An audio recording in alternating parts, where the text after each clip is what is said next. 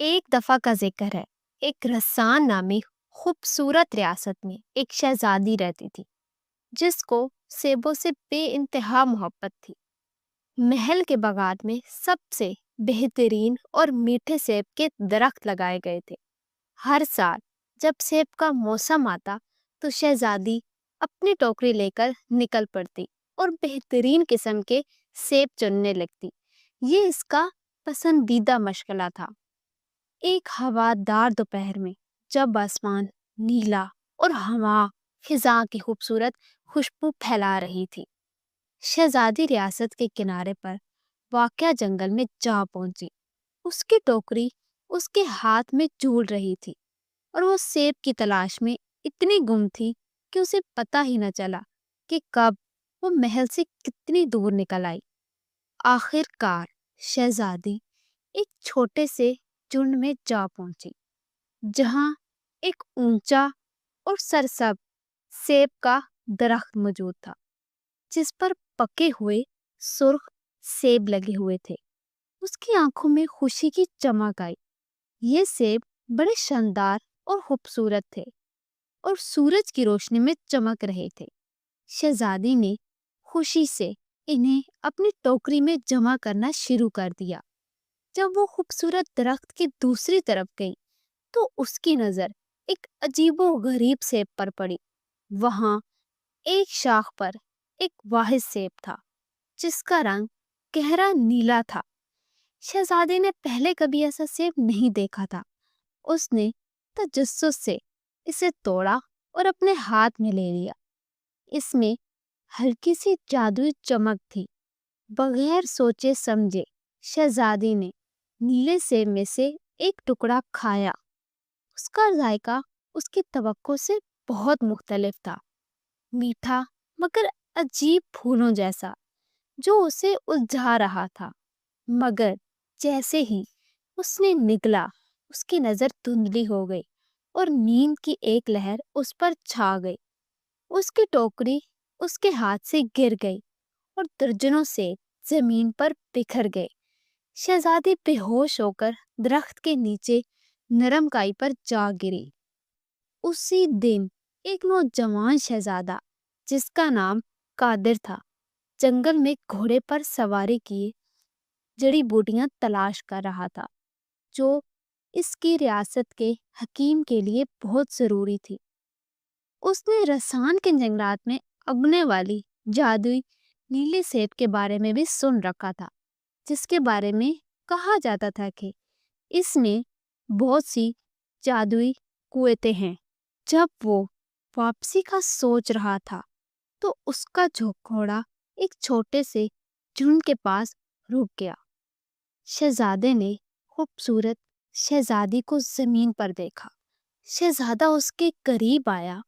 اس کے قریب زمین پر سیب بکھرے ہوئے تھے اور اس کے چہرے پر ایک سکون تھا، لیکن شہزادے کی نظر اس کے ہونٹوں پر پڑی تو اسے ہلکی سی نیلی چمک محسوس ہوئی۔ شہزادہ سمجھ گیا کہ شہزادی نے نیلے سیب میں سے ایک ٹکڑا کھا لیا ہے۔ اس نے اپنے دل میں سوچا کہ مجھے اس کی مدد کرنی چاہیے۔ ابھی وہ کچھ اور کرنے ہی والا تھا کہ ایک خوفناک قہقہ ہوا میں گونجا۔ کتنی خوشگوار بات ہے، میرے جنگل میں ایک شہزادہ اور ایک شہزادی۔ ایک آواز ابھری جو رات کی طرح تاریک تھی۔ شہزادے نے مڑ کر دیکھا تو ایک بوڑھی عورت کھڑی تھی جس کے لمبے الجھے ہوئے بال اور چمکدار آنکھیں تھی۔ وہ درختوں کے سائے میں اسے دیکھ رہی تھی۔ یہ جنگل کی بدنام جادوگرنی تھی جسے سیاہ جادو کرنے والی کے نام پر جانا جاتا تھا۔ شہزادے نے اس سے پوچھا کہ تم نے اس کے ساتھ کیا کیا ہے، اور اس کا ہاتھ اپنی تلوار پر چلا گیا۔ جادوگرنی نے قہقہ لگایا۔ اس کی آنکھوں میں شرارت تھی۔ اس نے کہا، اس نے میرا جادوئی سیب کھایا ہے۔ میں سالوں سے کسی ایسے احمق کا انتظار کر رہی تھی جو اسے کھائے، اور اب جب اس نے کھا لیا ہے تو وہ میری ہے، جیسے کہ تم بھی۔ میں تم دونوں کو ہمیشہ کے لیے یہاں رکھوں گی۔ اپنے ہاتھ کی حرکت سے جادوگرنی نے زمین سے موٹی بیلیں نکالی جو شہزادے کے گرد لپٹ گئی اور اس نے شہزادے کو مضبوطی سے باندھ دیا۔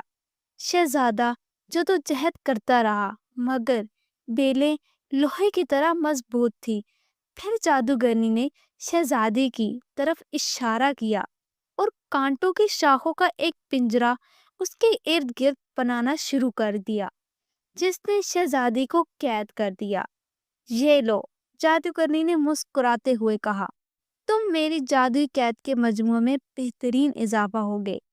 جیسے ہی جادوگرنی پیچھے ہٹی، شہزادے نے اپنی طاقت کے ساتھ اس کے ارد گرد ایک نہایت گرم طاقت کو محسوس کیا جو جادوگرنی کی نہیں تھی بلکہ کچھ اور تھی۔ جب اس نے نیچے دیکھا تو اس نے محسوس کیا کہ بکھرے ہوئے سیب چمک رہے ہیں، بالکل اسی طرح جیسے اس نے کھایا تھا۔ شہزادی اب آہستہ آہستہ ہوش میں آ رہی تھی۔ اس نے دیکھا کہ شہزادہ بیلوں میں جکڑا ہوا تھا اور اس کے ارد گرد جادوئی کانٹوں کا پنجرا بن چکا تھا۔ شہزادے نے اسے بتایا کہ یہ جادوگرنی کی طاقت ہے، مگر میں محسوس کر رہا ہوں کہ تمہارے سیبوں میں بھی جادو ہے۔ اگر ہم مل کر اس جادو کو استعمال کریں تو شاید ہم آزاد ہو سکتے ہیں۔ شہزادی نے سر ہلایا اور اپنی قوت کو جمع کرنا شروع کر دیا۔ شہزادی نے اپنے قریب پڑے ایک سیب کو چھوا اور اس کی گرمی پر توجہ مرکوز کی۔ جیسے جیسے اس نے اپنی توجہ مرکوز کی، سبھی سیب چمکنے لگے۔ شہزادے قادر کو کہا، سیب کو پکڑ لو۔ شہزادے نے ویسا ہی کیا۔ اس نے ایک چمکتا ہوا سیب اپنے ہاتھوں میں لے لیا اور اس کی قوت کو محسوس کرنے لگا۔ دونوں نے سیب سے نکلنے والے جادو کو اپنے اندر سمو لیا اور اپنی طاقت کو کمزوروں کو کرنے کا تصور کیا۔ جادو کرنے کا سیاہ جادو بیلوں سے ہٹنے لگا اور شہزادہ اور شہزادی دونوں آزاد ہو گئے۔ جب جادوگرنی نے یہ طاقت محسوس کی تو اس نے پلٹ کر غصے سے دیکھا اور کہا، یہ نہیں ہو سکتا۔ بیلوں کی روشنی چاروں طرف پھیل گئی۔ ایک آخری طاقت جھٹکے کے ساتھ جادوگرنی کو پیچھے دھکیل دیا گیا اور وہ اپنی آنکھوں پر ہاتھ رکھنے پر مجبور ہو گئی۔ اس نے اونچی آواز میں دونوں سے کہا، یہ ہماری آخری ملاقات نہیں ہے، اور پھر سایوں میں غائب ہو گئی۔ جنگل میں خاموشی چھا گئی۔ شہزادہ اور شہزادی ایک دوسرے کے ساتھ کھڑے تھے۔ ان کی سانسیں تیزی سے چل رہی تھی۔ خطرہ گزر چکا تھا مگر جادوگرنی کی طاقت کی یاد باقی تھی۔ شہزادی نے شہزادے قادر کا شکریہ ادا کیا اور کہا، اگر تم نہیں ہوتے تو شاید میں آج کبھی بیدار نہ ہو پاتی۔ شہزادے نے شہزادی کے بالوں پر لگا پتا ہٹایا اور کہا، میں تمہارے سیبوں کے جادو نے ہم دونوں کو بچا لیا ہے۔